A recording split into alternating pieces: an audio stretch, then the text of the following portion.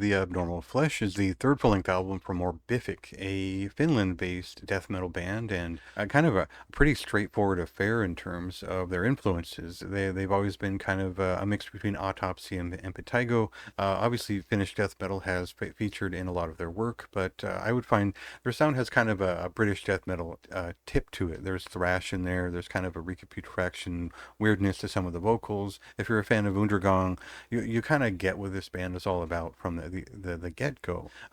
They really kind of hit it out of the park with their first demo tape back in 2020. Solid death metal, Autopsy-esque stuff, nothing to really complain about there. And labels like Headsplit and a few others picked up on their sound pretty quickly and released a couple of records. Now, the first one was solid old school death metal. I bought all their discography at this point, but the first one was pretty good. It's not a unique sound, but it's something that was played well. Felt like underground death metal, and it was believable in that right.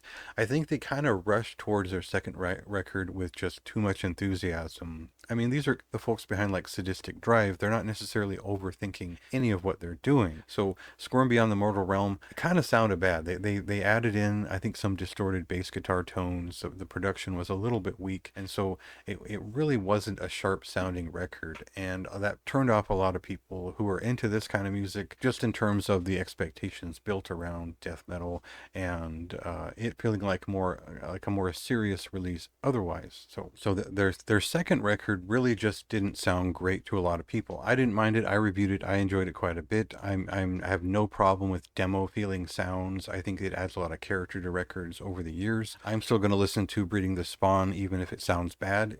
I kind of like that it sounds the way it does. Now, I know that's not everybody, so I get why a lot of the like distorted bass and strange vocal effects didn't work for a lot of people. It didn't sound like a serious record the way that the first one did in some respects, and it just wasn't an improvement. And I think the big thing about this new record is it is an improvement in every way in terms of being a more direct death metal record in the early 90s style. And so we'll cut to a clip here and get right to that, right to one of the bigger songs and bigger riffs, and you'll see what I mean. This is a much better sounding record that should catch ears right away for its riff.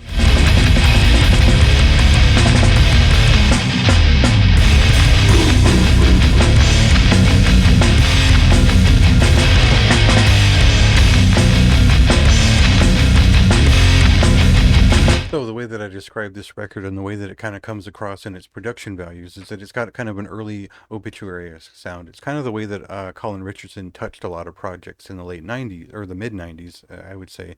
There's references to Utopia Banished era Napalm Death. I mentioned Gorefest quite a few times in the review. This is kind of a pretty sweet pocket in terms of old school death metal riffcraft and rhythms that are tighter. They're right direct to the groove, and they're still in tune with what's going on with death metal right now, kind of the dumpy, jumpy, hardcore kind of stuff, but they don't really fully lean into that in terms of the goofiness of it. They use it to make uglier, rotten death metal sounds, and it makes it so it still feels like old school Finnish death metal of a believably modern sense. Now, there are riffs here, whether you like it or not. Each one of these songs has riffs, and they kind of weird it up along the way in a very entertaining sense. You might think you understand what Morbific sounds like, but from song to song on this record, Bloom of the Abnormal Flesh generally surprises with what it does. There's a next step. There's a song in here that I describe as ska death, if that says anything.